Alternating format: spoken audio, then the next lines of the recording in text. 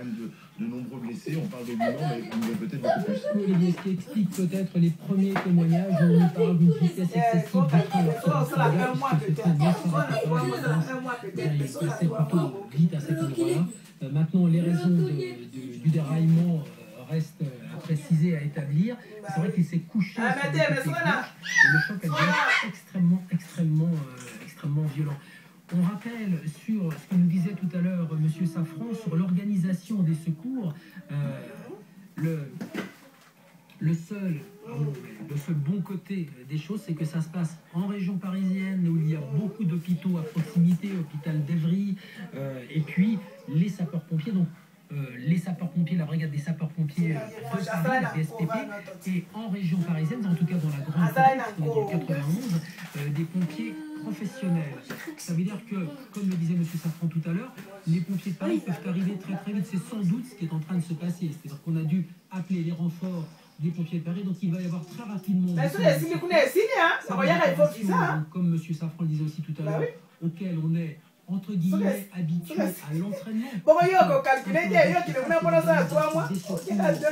Catastrophe majeure, organisation, installation d'un hôpital de campagne, organisation de toute la circulation autour de la zone, blocage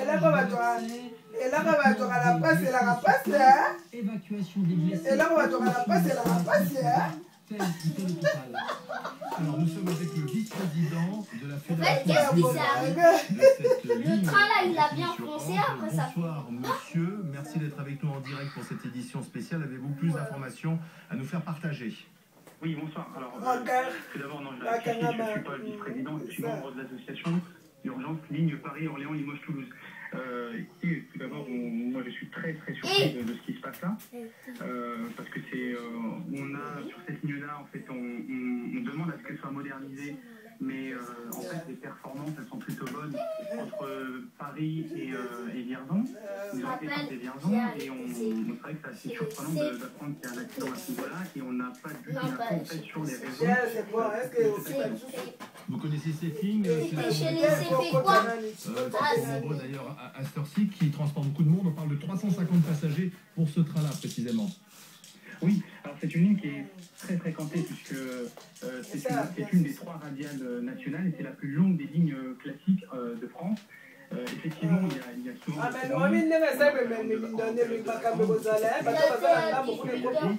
c'est aussi la volonté d'organisation rapide sur les matériels, donc les voitures Corail et sur l'infrastructure pour justement Oui, alors le train ne devait pas s'arrêter dans cette gare, c'est une information importante et on ne sait toujours pas pourquoi il y a eu ce déraillement. Alors je vous interromps, on retourne voir le ministre de l'Intérieur qui évoque le déraillement de Brétigny-sur-Orge. Le département qui m'est cher, j'en suis l'élu. Le bilan à ce stade est en constante évolution, malheureusement, et va s'alourdir sans doute. À ce stade, il y aurait 7 personnes décédées, plusieurs dizaines de blessés, certains sont graves. Au moment où je vous parle, un certain nombre de wagons sont touchés dans la situation est en temps réel. A été lancé, convoi de pompiers, d'ambulances et d'hélicoptères de la sécurité civile qui sont placés sous la responsabilité du ministère de l'Intérieur sont sur place. Le ministre des Transports va se rendre dans quelques instants sur place avec les responsables de la SNCF, mais je suis ici à Nîmes et je voulais évidemment vous dire un mot en pensant aux victimes, aux blessés, à leurs familles et dire à travers vous l'engagement de l'ensemble des services de secours, de sécurité pour faire que le bilan soit le moins lourd possible. Et je suis à vous pour vos questions.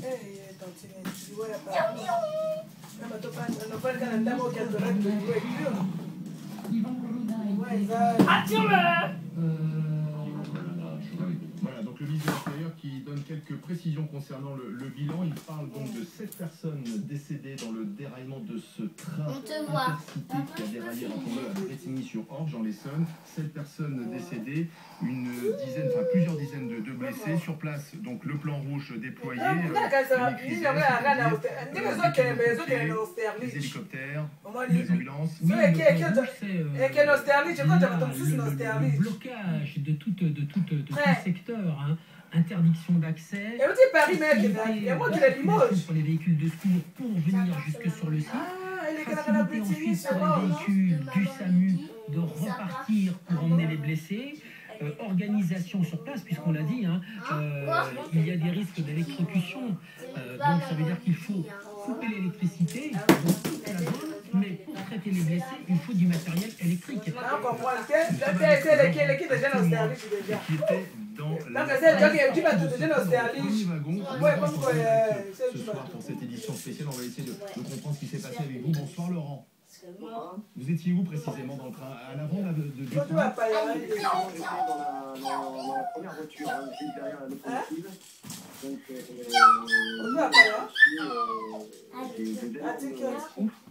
gros coups, on s'est un peu cramponné tout au de devant. Donc ça a duré, je pourrais pas dire, parce que ça l'a fait ça a duré une vingtaine de secondes à peu près, 15 secondes. Il y a de grosses secousses, c'était une train qui a ralenti, de la fumée un peu partout, voilà. Et puis nous, dans le premier wagon, aucun problème. 2-3 objets sont tombés, des valises, etc. Mais évidemment, on s'est aperçu que les deux wagons avaient déraillé, la trois qui sont encore debout, la quatrième qui est complètement couchée, et les 3 dernières qui sont à 300 mètres à peu près, donc on n'arrive même pas à les voir devant nous. Donc, si je comprends bien, vous étiez donc à l'avant de ce train. C'est à partir de la quatrième que le train s'est couché sur les rails. Tout à fait, c'est bien ça. Exactement. Les 3 premières ne se sont pas couchées. Il n'y a pas de blessés a priori dans les 3 premières, mais à partir de la quatrième, évidemment, il y a des blessés, des gens qui ont. Enfin voilà, des blessés également. Moi j'ai parlé avec certaines personnes, une personne m'a voilà, m'a indiqué avoir eu à côté de lui, qui était dans ce véhicule, enfin dans ce wagon numéro 4, avoir eu à côté de lui.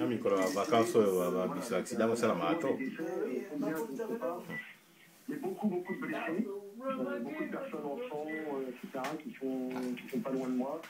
Mais normalement, c'est une statue, elle parle. Voilà, vous êtes descendu du train, ensuite vous avez pu secourir d'autres personnes qui se trouvaient à l'arrière. Ah non, parce qu'on nous a demandé d'évacuer rapidement et ils ont réfugié dans la gare, enfin sur les voies, mais pas très vite sur les Marie Limoges, déraillement. Bato ba kufite na Brétigny sur Orge ka pembe na ya kunati. C'est sur la carte. Une statue qui parle. Pourquoi elle peur? Lorsqu'il est entré dans cette gare. Est-ce que c'est casco na 17h ka pembe na ya kunati. C'est la boîte. Bato ba exprès ba ko na Limoges. Non maman. Piou piou.